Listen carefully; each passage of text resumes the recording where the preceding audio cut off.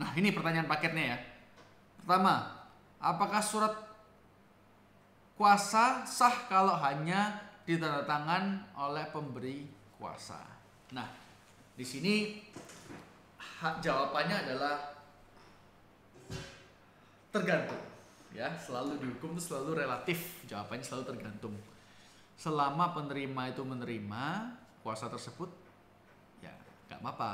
Tapi disarankan memang tanda tangan kan ya. Kalau pengacara profesional harusnya dua-dua tanda tangan. Cuman selama Anda menerima itu ya nggak apa-apa. Yang penting yang punya kuasa ini mau ngasih atau enggak, itu lebih penting daripada yang kuasa menerima atau enggak.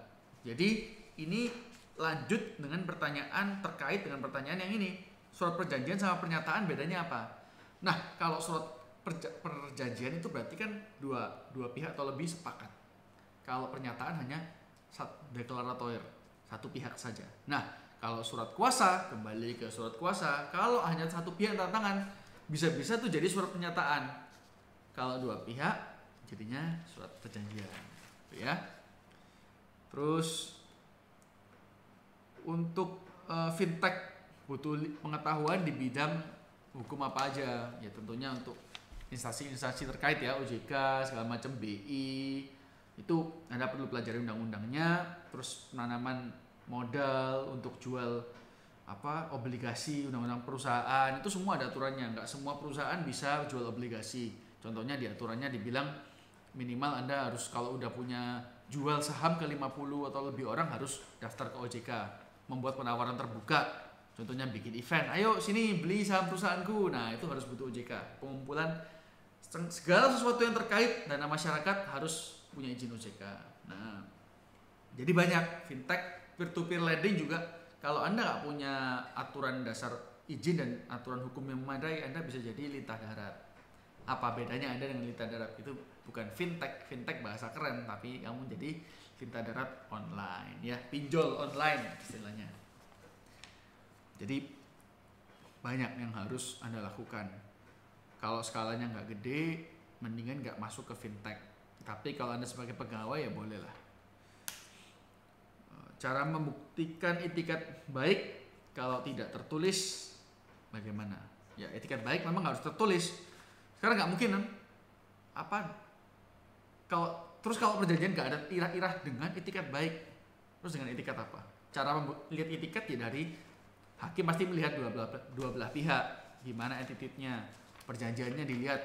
Kalau terlalu berat sebelah, nanti pasti kelihatan siapa yang ada itikat memanfaatkan, mengeksploitasi. Dan jadi itikat baik itu tidak perlu. Kalau sekarang perjanjian saya nggak ada tulisan itikat baik, nggak bisa di enforce dong, nggak seperti itu ya. Boleh tidak gugatan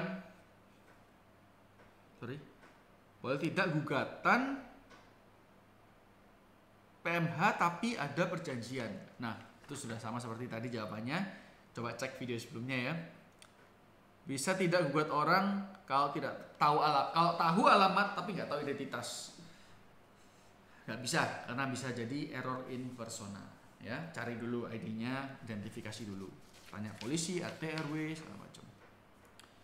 Hukum tidak berlaku surut maksudnya apa? Jadi hukum itu tidak bisa berlaku mundur. Ini pernah dilanggar oleh pemerintah pada saat zaman Amrozi. Kita hanya punya undang-undang KUHP yang mengatur sanksi pembunuhan berencana, pembunuhan berencana. Nah, sekarang ini pembunuhan berencana plus terorisme. Terorisme kita nggak punya undang-undangnya. Maka dari itu Amrozi ditahan dulu, masih nanggung kayak masa penangguhan, nggak ada kejelasan hukum. Pemerintah comot dulu dari Amerika hukum anti teroris, terus diterjemahkan dan diadaptasi ke versi Indonesia, lalu diberlakukan ke Amrozi. Itu kan mundur. Amrozi bikinnya tahun 2001, undang-undangnya tahun 2001 akhir misalnya, terus diberlakukan ke Amrozi, ini curang. Itu sama aja kalau kita nggak tahu boleh melanggar kalau misalnya ngambil barang tanpa izin orang tuh salah, nggak diatur.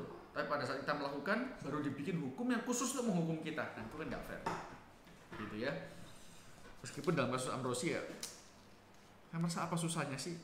Kalau pembunuh di penjara 20 tahun ya udah. Mungkin waktu itu mau cari hukuman mati, karena pembunuh kan nggak boleh dihukuman mati. Kalau terorisme baru bisa hukuman mati. Rasanya itu.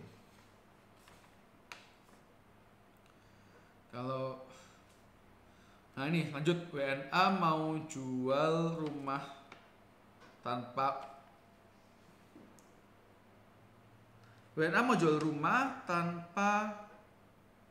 ke Indo, apakah bisa?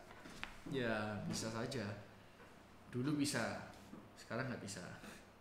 Karena sekarang surat kuasa menjual tanah itu sudah tidak berlaku karena banyaknya sengketa-sengketa ya, oleh karena mungkin yang jual etiketnya buruk atau yang pemberi kuasa etiketnya buruk, mau jual 2 kali, mau cari-cari masalah.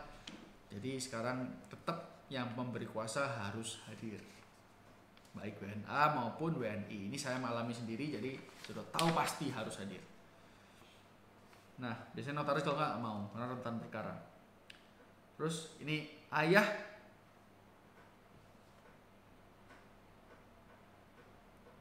kawin lagi.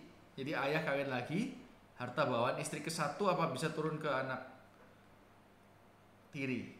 Nah, ini menarik, mungkin saya bahas di video selanjutnya. Oke.